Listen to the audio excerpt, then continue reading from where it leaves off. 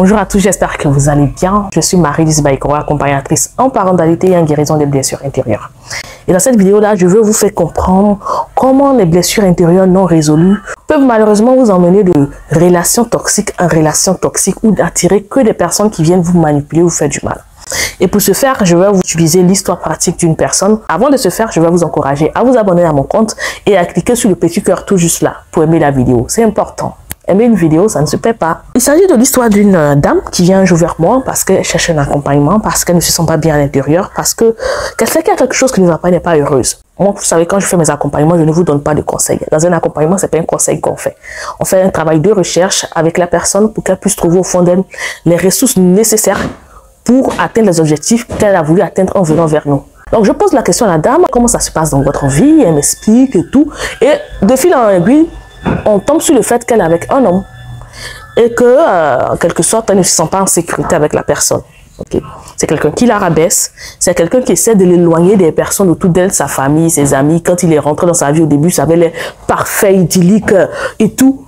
Et puis, vers la fin, ça s'est transformé en quelqu'un de manipulateur. Et elle était habituée à ce genre de relation. Elle ne comprenait pas pourquoi je tombe toujours sur ce genre de personne-là.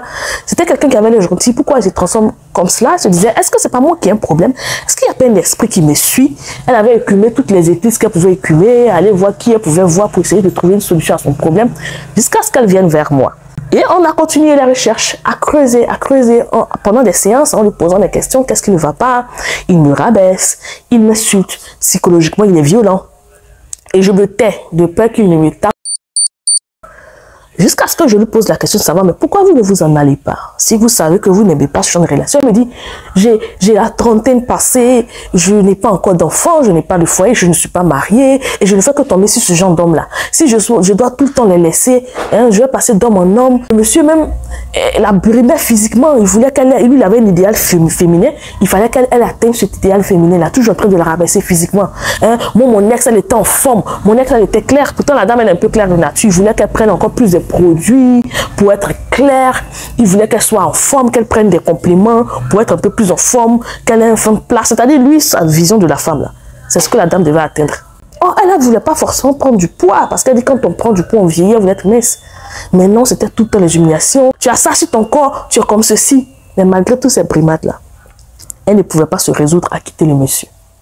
Et je lui demande, en fait, vous avez peur d'être seule? Elle me dit, oui, j'ai peur d'être seule. Et au fur et à mesure qu'on creuse, on se rend compte qu'en fait, la dame, durant son enfance, a vécu une blessure de l'abandon, a été abandonnée par l'un de ses parents. Et cela l'a traumatisée à un tel point qu'elle a peur d'être abandonnée. Elle a peur de rester seule. Donc, même en vivant ce genre de violence, qu'elle soit psychologique, mais qui vont finir, je suis sûre, par se transformer en violence physique, elle se dit non, je ne vais pas partir parce que j'ai peur de rester seule. Parce que non, je ne veux pas rester seule. Et moi, je ne lui ai pas dit de quitter la relation parce que je vous ai dit, c'est pas ça mon travail. Je lui ai dit, mais vous voyez ce que vous vivez. C'est vous qui vivez la relation. Comme on dit chez nous, les amis, c'est vous qui êtes près de votre feu. Est-ce que c'est une relation dans laquelle vous voulez rester? Est-ce que c'est une relation dans laquelle vous voulez avoir des enfants? Parce que n'oubliez pas que cet homme-là, si vous restez avec lui, va devenir peut-être le père de vos enfants. Est-ce que vous voulez être dans cette relation-là, au fond de vous? Elle dit non, pas forcément, parce que j'ai tout le temps l'impression de marcher sur les œufs.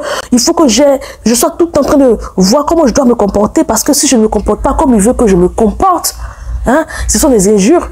L'abandon qu'elle a vécu a fait qu'elle avait peur de se retrouver seule. Et comme elle avait peur de se retrouver seule, elle attirait vers elle les personnes manipulatrices. Parce qu'une personne manipulatrice toxique est attirée par les personnes vulnérables. Quand ils sentent qu'il y a une forme de vulnérabilité en vous, ils viennent, ils sentent ça. Et tant qu'elle n'allait pas changer, qu'elle n'allait pas se chercher à guérir de cette blessure-là, bâtir une bonne estime d'elle-même, parce que l'abandon qu'elle avait vécu avait détruit son estime d'elle-même. Donc il fallait qu'on l'aide à bâtir une bonne estime d'elle-même. Et ensuite, il fallait qu'on l'aide à trouver concrètement ce qu'elle voulait pour sa vie. Et à avoir des pensées positives. Arrêter d'avoir peur d'être abandonnée afin d'attirer vers elle de bonnes personnes. Tant qu'elle allait être dans cet état d'esprit, elle allait attirer des personnes toxiques. Et si elle voulait coûte que coûte se marier, elle allait tomber dans un foyer toxique. Certes, elle allait avoir la bague, mais est-ce qu'elle allait être heureuse? That is the question. Donc vous voyez un peu comment les blessures non résolues peuvent impacter négativement les choix que vous faites ou les personnes que vous attirez à vous.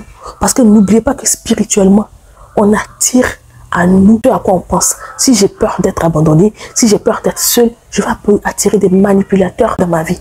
Si vous aussi vous sentez qu'au fond de vous, vous ne vous sentez pas bien, vous avez des blessures, vous voulez vous faire accompagner pour guérir d'éventuelles blessures intérieures ou vous faire accompagner en tant que parent pour améliorer votre parentalité, n'hésitez surtout pas à me contacter via le numéro qui va s'afficher à l'écran là. Et puis on verra comment vous aider. Sur ce, que Dieu vous bénisse.